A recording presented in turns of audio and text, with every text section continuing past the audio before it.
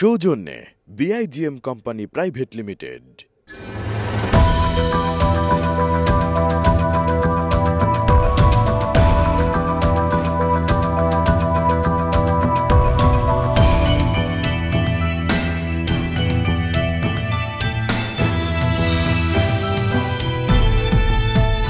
দর্শক, বিআইজিএম কর্তৃক নিবেদিত বাংলাদেশের পোশাক শিল্পের উন্নয়নমূলক অনুষ্ঠান অ্যাপারেল টকে আমন্ত্রণ জানাচ্ছি আমি অমিত কে বিশ্বাস।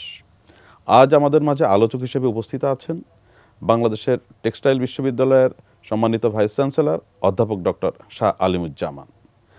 আরও উপস্থিত আছেন Mohammad Kamal Uddin CIP, managing director Tok fashion limited এবং chairman standing committee trade fair of BGMEA. আপনাদের দুজনকে অভিবাদন এটিএন নিউজে। আজ আমাদের আলোচনার বিষয় হচ্ছে বাংলাদেশের পোশাক শিল্পের সাম্প্রতিক সংকট, সম্ভাবনা এবং করণীয় নিয়ে।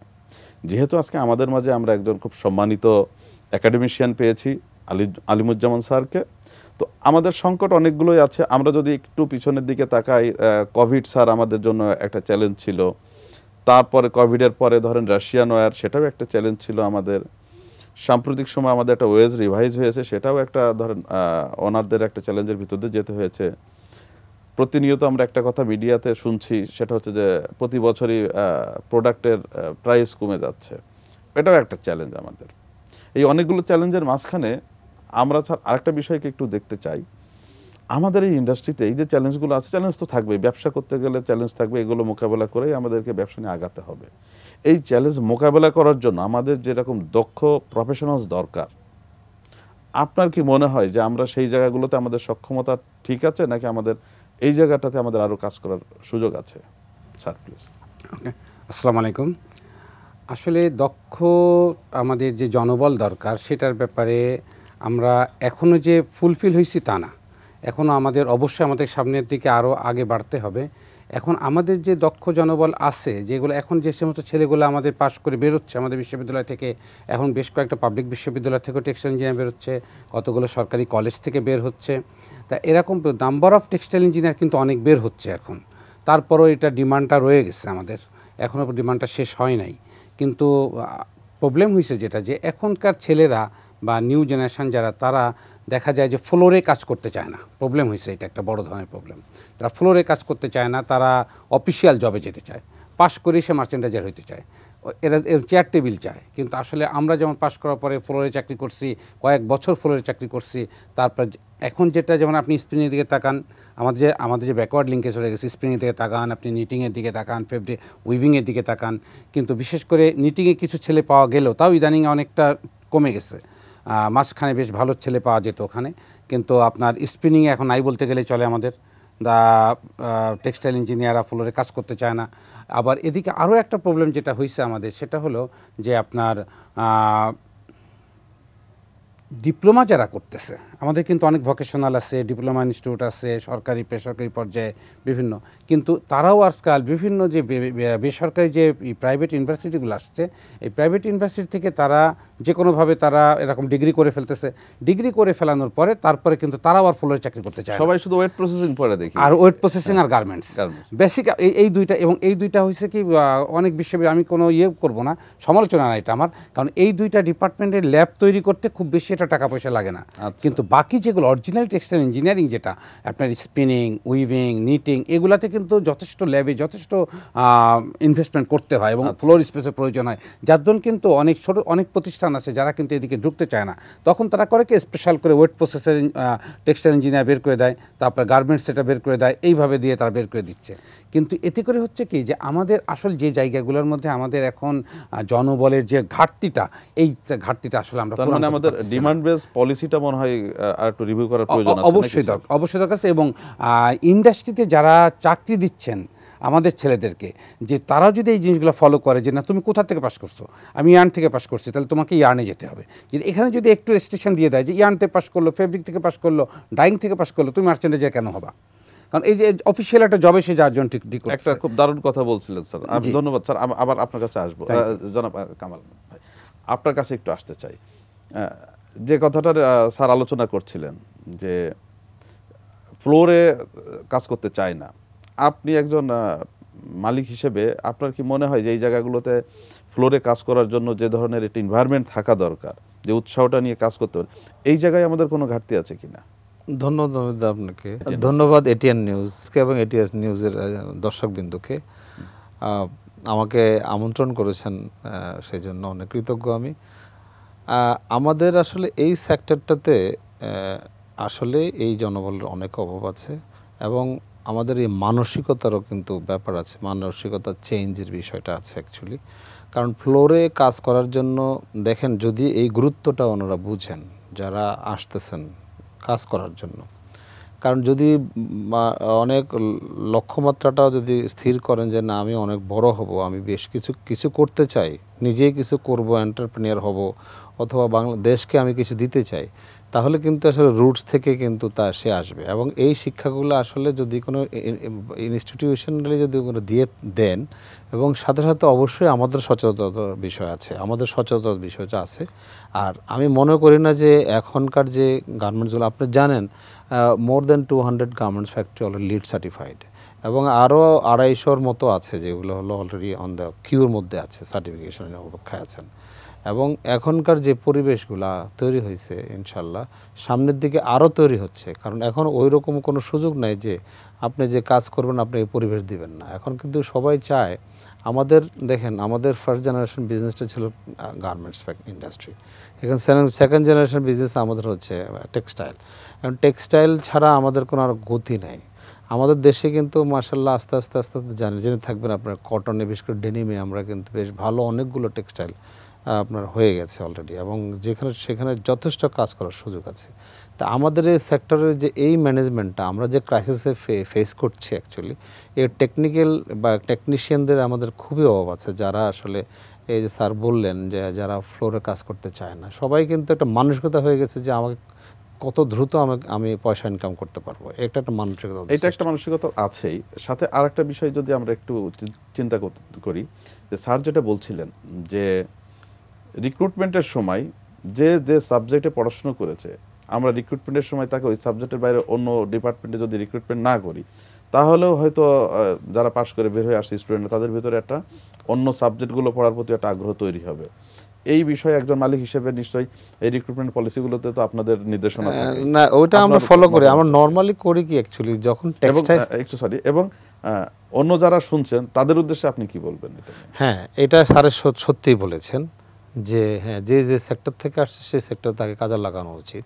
টেক্সটাইল বিশেষ করে আমাদের আরএমজিতে আমরা করি কি, যখন টেক্সটাইল থেকে আসে, সে যখন ইয়ার্ন বা ডাইং বা একটা ওই যে কী বলে আপনার ফ্যাব্রিকেশন থেকে সে আসে, তখন আমরা করি কি, এগুলো মেইনলি আমরা কাজে লাগানোর চেষ্টা করি আসলে হচ্ছে সে এরপরে কাজ করেছে কোথায়, ইন্টার্নি করেছে কোথায়, তারপর হচ্ছে সে আমরা ডিজাইনে অথবা আমাদের যারা টেক্সটাইল থেকে আসে তারা কিন্তু ফ্যাব্রিকেশনগুলো খুব ভালো বোঝেন।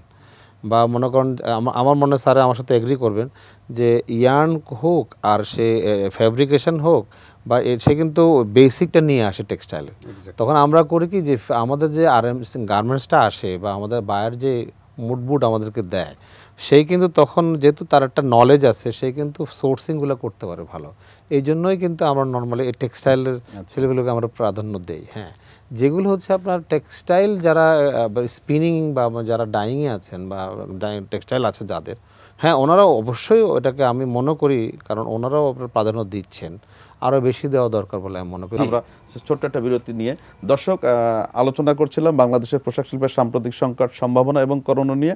ছোট্ট একটা বিজ্ঞাপন বিরতিতে যাচ্ছি, ততক্ষণ এটিএন নিউজের সাথেই থাকুন। বিজ্ঞাপন বিরতির পরে আমরা আবার আলোচনায় ফেরত আসবো। সৌজন্যে বিআইজিএম কোম্পানি প্রাইভেট লিমিটেড।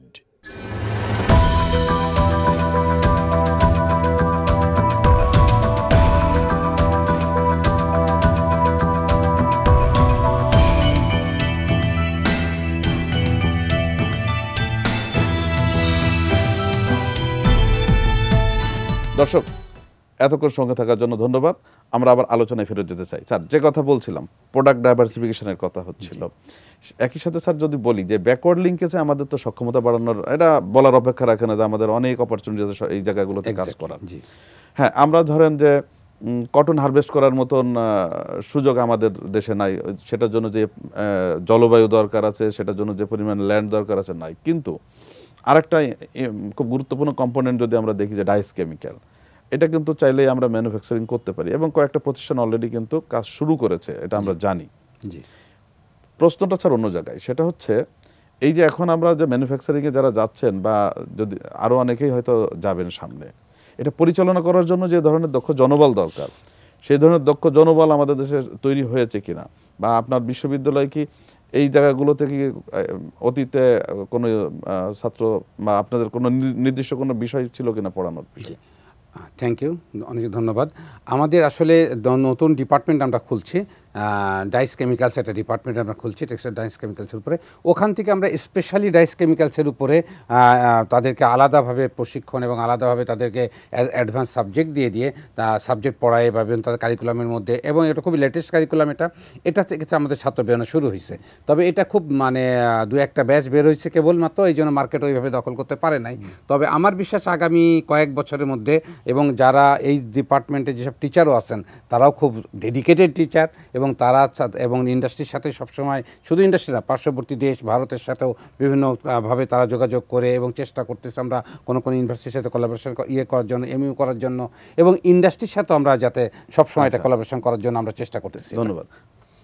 কমল ভাই, আপনার কাছে একটু আসতে চাই যে কথাটা স্যার বলছিলেন যে ওনা সাম্প্রতিক সময়ে এই সাবজেক্টটা খুলেছেন ডাইস কেমিক্যাল উপরে, বাট আপনারা কিন্তু অলরেডি ইনভেস্ট শুরু করেছেন, আপনারা মানে ওনারা ইনভেস্ট শুরু করেছেন, বেশ আগে থেকে শুরু করেছেন।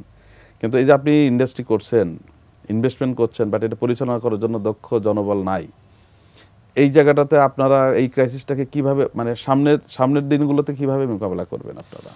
হ্যাঁ, এখানে এটা খুবই গুরুত্বপূর্ণ, কারণ প্রোডাক্ট ডাইভার্সিফিকেশন স্যার যেটা বললেন, অ্যাকচুয়ালি আমরা বা বিজিএমই বা আমরা দেখেছি যে সামনে যে আমাদের যে অপরচুনিটি যেগুলো আছে, অ্যাকচুয়ালি আমরা ম্যানমেড বা সিনথেটিক আইটেমের ডিমান্ডটা অনেক বেশি পৃথিবীতে, এবং যেটা অ্যাকচুয়ালি মোর দ্যান 70%, যেটা আমরা করতেছি বাংলাদেশ থেকে কটনের 30% আমরা করতেছি ম্যাক্সিমাম আর কটন প্রোডাক্ট। কিন্তু আমাদের এর বাইরে প্রোডাক্ট ডাইভার্সিফিকেশন যেটা বললেন, বা এর বাইরে ডিমান্ড ইজ ভেরি হাই হচ্ছে সিনথেটিক এবং হচ্ছে আপনার ম্যানমেড ফাইবারের উপরে। সেইখানে আমাদের কিন্তু দক্ষ জনবল কিন্তু, বা আমাদের কিন্তু কোনো রকম র ম্যাটেরিয়ালস কিন্তু বাংলাদেশে কিছুই নেই। আর যেটা ডাইস কেমিক্যাল যেটা বললেন স্যার, ইয়েস, এইখানে কিন্তু অনেক বড় গ্যাপ আছে আমাদের, কারণ আমরা যেগুলো আপনার ওই যে ডাইং বা আমাদের যেগুলো ওয়াশিং আছে, এখানে আসলে টেকনিশিয়ান আমরা তৈরি করতেছি আস্তে আস্তে, মনে করেন ওরা ট্রেনিং দিয়ে, মানে আপনার বিভিন্ন ভোকেশনাল ইনস্টিটিউট থেকে এভাবে আমরা তো, বাট সেই যেভাবে আমাদের থাকার কথা লোকজন, সেভাবে কিন্তু আমাদের কাছে কিন্তু লোকজন নাই, এটা নাই। আর একটা জিনিস হচ্ছে যে আমাদের যে মিড ম্যানেজমেন্ট যে জিনিসটা আছে, এটা কিন্তু তারপরে এটা এখন আপনারা জানেন যে বাংলা বিজিএমই একটা বিউএফটি ইউনিভার্সিটি অফ টেকনোলজি, ওরা কিন্তু করেছে, আস্তে আস্তে ছেলেপেলেরা বের হচ্ছে। কিন্তু এই জায়গাটা আমি একটু আপনার সাথে যোগ করতে চাই যে ধরেন এখন ওরা একাডেমিশিয়ান হিসেবে ধরেন যে উদ্যোগটা নিয়েছে, এখান থেকে যারা বেরোবে তারা ইন্ডাস্ট্রিতে নেতৃত্ব দিতে ধরেন আরও 5 বছর 7 বছর সময় লাগবে। এখন যারা নেতৃত্ব দিচ্ছে, তাহলে ইমিডিয়েট তাদের স্কিল ডেভেলপমেন্টের জন্য যদি একাডেমিশিয়ান এবং ইন্ডাস্ট্রি কোনো একটা কোলাবোরেশন করে কোনো প্রজেক্ট চালু করা যায়, আমি তো রিকোয়েস্ট করব স্যারকে, এটা খুব সুন্দর একটা সুযোগ, টেক্সটাইল সাথে সাথে, এবং যদি বিজিএমই সাথে যদি একটা, যাতে আমরা প্র্যাকটিক্যালি কাজ করি, একটা এমইউ বা একটা কোলাবোরেশন যেতে পারেন। আসলে মোর ইন্টারাকশন নিডেড অ্যাকচুয়ালি আমাদের এই সেক্টরে। সবাই যদি সবার কাছে বা সবাই যদি সম্মিলিতভাবে প্রচেষ্টা করি, বা আমাদের ডিমান্ডটা কী আছে, এই যে আমরা কথা বলতেছিলাম যে আমাদের রিসার্চের এখনও অনেক, আসলে আমরা সামনে ডিমান্ডটা, বর্তমান ডিমান্ডটা দেখতেছি, এখন কি আমার লাগবে এটা দেখতেছি, কিন্তু আমার 10 বছর পরে কি লাগবে, একদম তাই। এটা কিন্তু আমরা অনেক সময়, সেটার জন্য তো নিশ্চয়ই গবেষণা দরকার, গবেষণার জন্য ফান্ড দরকার। তো শুধু টেক্সটাইল বিশ্ববিদ্যালয় না, অনেক পাবলিক বিশ্ববিদ্যালয় আছে, সেখানেও কিন্তু অনেক দক্ষ গবেষক আছে আমাদের দেশে। বাট যেটা দরকার সেটার জন্য ধরেন বিজিএমই বা আপনাদের ব্যবসায়ী মালিকদের পক্ষ থেকে কোনো ফান্ড আপনাদের আছে কিনা, যেটা আপনারা এই অনুষ্ঠানের মাধ্যমে বলতে পারেন, যেটা নিয়ে একাডেমিশিয়ান অন্য যারা শুনছেন তারাও আগ্রহী হতে পারে।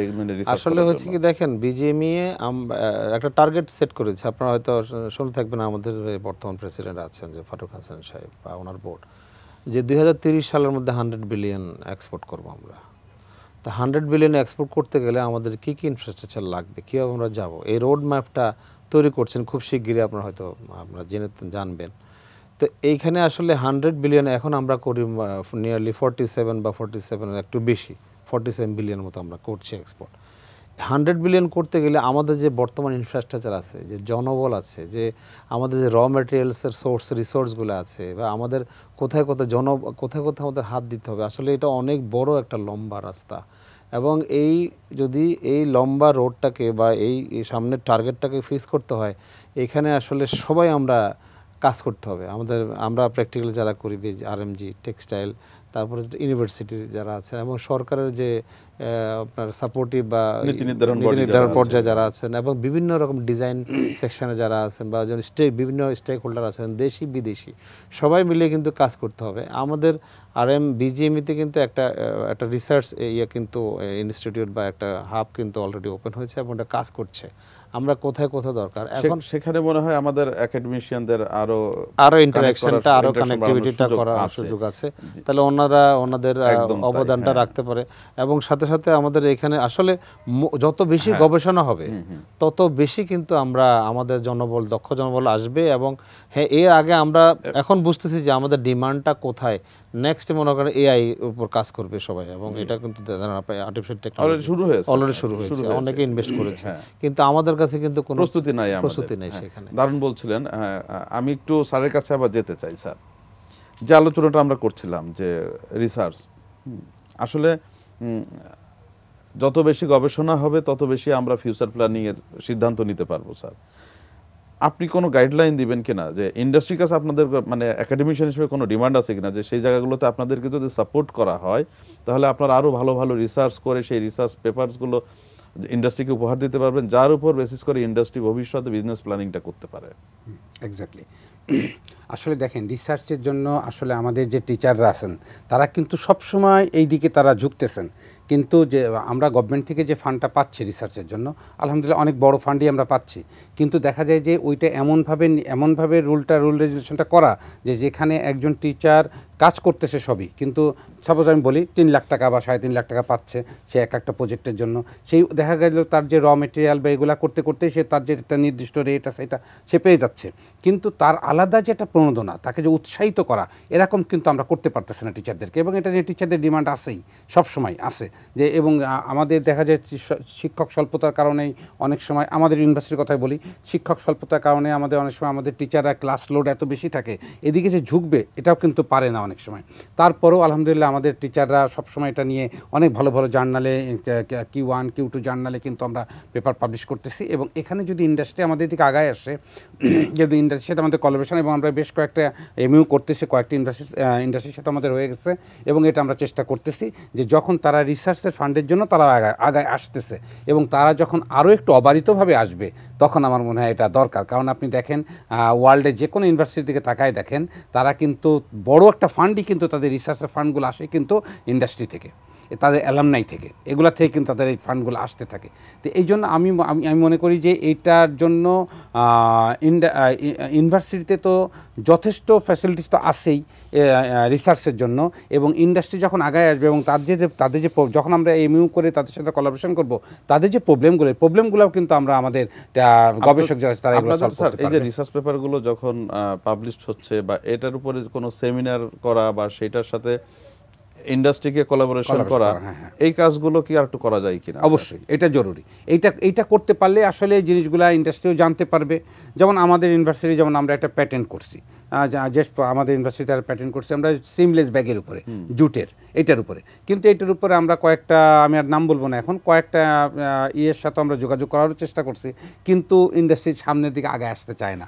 প্রবলেম এটা। সেই জায়গাগুলোতে আমার মনে হয় যে যদি অলরেডি ইন্ডাস্ট্রি লিডার একজন আছেন আমাদের সাথে, এই অনুষ্ঠানের মাধ্যমে আরো অন্যরাও শুনছেন, আমার মনে হয় যে ইন্ডাস্ট্রির সাথে একাডেমিশিয়ানের এই কোলাবোরেশনটা যদি আমরা স্যার বাড়াতে পারি, তাহলে মনে হয় যে আমাদের বিজনেসকে ভবিষ্যতে যে আমরা যে জায়গায় দেখতে চাই, সেটার জন্য যে প্রস্তুতি আমাদের আছে, সেই প্রস্তুতির জায়গায় আমরা যেতে পারি। এবং এটা আমি বলবো এটা কোনো বিকল্প নাই, এটা কোনো বিকল্প নেই। ধন্যবাদ। ইন্ডাস্ট্রি এবং একাডেমি কোলাবোরেশন ছাড়া এটা কোনো বিকল্প একদম স্যার, ধন্যবাদ। একদম কামাল ভাই, একদম শেষ পর্যায়ে চলে আসছে। এক কথায় আপনি যদি, আমি স্যারকে এটা মেসেজ দিতে চাই, বোল্ডলি বলতে চাই, এই সেক্টর, টেক্সটাইল সেক্টরটা অনেক বেশি গ্রোথ করবে বাংলাদেশে এবং যথেষ্ট স্কোপ আছে সামনের দিকে। আমাদের যে কি বলে, আমাদের যারা অ্যাকাউন্টেশন যারা আসবেন, ওনাদের কর্মক্ষেত্রটা এখানে অনেক বড় আকারে হবে এবং এতে কোনো সন্দেহ নেই অনেক লোকের কর্মসংস্থান হবে। আমরা যারা ইন্ডাস্ট্রি চালাচ্ছি প্র্যাকটিক্যালি বা আপনারা যারা আছেন সবাই দিকে আমরা সমন্বিত প্রচেষ্টা করি। আমাদের অনেক ল্যাকিংস আছে যেগুলো সম্ভব আপনাদেরকে দিয়ে আমাদের পূরণ করা, তাহলে কিন্তু আমাদের মিড ম্যানেজমেন্ট বলেন, টেকনিশিয়ান বলেন, আমাদের যে সামনের দিকে পথচলা বলেন, সেগুলো যদি আপনারা বেশি বেশি আমাদেরকে রিসার্চ করে আমাদেরকে একটুখানি হেল্প করেন, তাহলে কিন্তু সামনের পথ চলাটা আমরা কিন্তু নির্ধারণ করতে পারবো কীভাবে আমাদের টেক্সটাইলকে আমরা আগাবো। সেভাবে আমরা যদি কোনো একটা পথ বা আমাদের একটা স্থির করতে পারি, তাহলে কিন্তু সরকারকে আমরা মেসেজ দিতে পারি যে এই এই জিনিস আমাদেরকে লাগবে। কারণ আসলে আমরা কি চাই এটা কিন্তু স্পষ্ট যদি আমরা বলতে পারি। এখন দেখেন 100টার মতো বা উপরে কিন্তু স্পেশাল ইকোনমিক জোন তৈরি হয়েছে। কেন আমি আপনাকে বললে কথাগুলো বলছি, দেশি এবং বিদেশি সবাই কিন্তু বাংলাদেশে ইনভেস্ট করার জন্য এখন কিন্তু যথেষ্ট পরিমাণে আপনার প্রকাশ করছে, ইচ্ছা প্রকাশ করছে। আমাদের এই কোলাবোরেশনের প্রস্তুতিটা যদি ঠিক থাকে এবং ডিমান্ডটা যদি ঠিক থাকে, তাহলে হয়তো সরকার কিন্তু অনেক বেশি কিন্তু প্রস্তুত এই সেক্টরটাকে ইন্ডাস্ট্রি, একাডেমিশিয়ান এবং গভর্নমেন্ট জয়েন্টলি, তাহলে হয়তো আমাদের কান্ট্রিকে, আমাদের ইন্ডাস্ট্রিকে আমরা আরো আর এক ধাপ আগে। তবে একটা জিনিস এটা সত্য, আমরা ওই যে আপনি বলেছিলেন যে প্যান্ডামিক, তারপর হচ্ছে ওয়ার এবং তারপর আমার ওয়েজেস বৃদ্ধি, তারপর আমাদের ইউটিলিটি অনেক, এগুলো কিন্তু বিশাল একটা চ্যালেঞ্জের মধ্যেও কিন্তু আমরা ফাইট করে যাচ্ছি কিন্তু সামনে। এটা আমাদের জন্য একটা লার্নিংও ছিল, আমরা নিজেদের সক্ষমতা বাড়াতে পেরেছি। হ্যাঁ, খুব সুন্দর আলোচনা হচ্ছিল। দর্শক, আলোচনা করছিলাম বাংলাদেশের পোশাক শিল্পের সাম্প্রতিক সংকট, সম্ভাবনা এবং করণ নিয়ে। আজ আমাদের মাঝে খুবই বিদগ্ধ দুইজন আলোচক ছিলেন, বাংলাদেশের টেক্সটাইল বিশ্ববিদ্যালয়ের সম্মানিত ভাইস চ্যান্সেলর এবং আপনার বিজিএমইর প্রতিনিধি এবং আমাদের ট্রট ফ্যাশনের ম্যানেজিং ডিরেক্টর জনাব কামাল উদ্দিন ভাই সহ দুইজন অতিথিকে বিশেষভাবে কৃতজ্ঞতা এটিএন নিউজের পক্ষ থেকে আজকের অনুষ্ঠানে আসার জন্য। অমিতাকে অনেক ধন্যবাদ এবং ধন্যবাদ আমাদের এটিএন নিউজের সমস্ত দর্শকবৃন্দকে। ভালো থাকবেন। ধন্যবাদ অমিতকে এবং এটিএন নিউজের সকল সদস্য এবং বাকি যারা দর্শকবৃন্দ আছে সকলকে অসংখ্য ধন্যবাদ। দর্শক, আবার আগামী কোনো অনুষ্ঠানে অন্য কোনো অতিথির সাথে আবারও দেখা হবে। ততক্ষণ এটিএন নিউজের সাথেই থাকুন।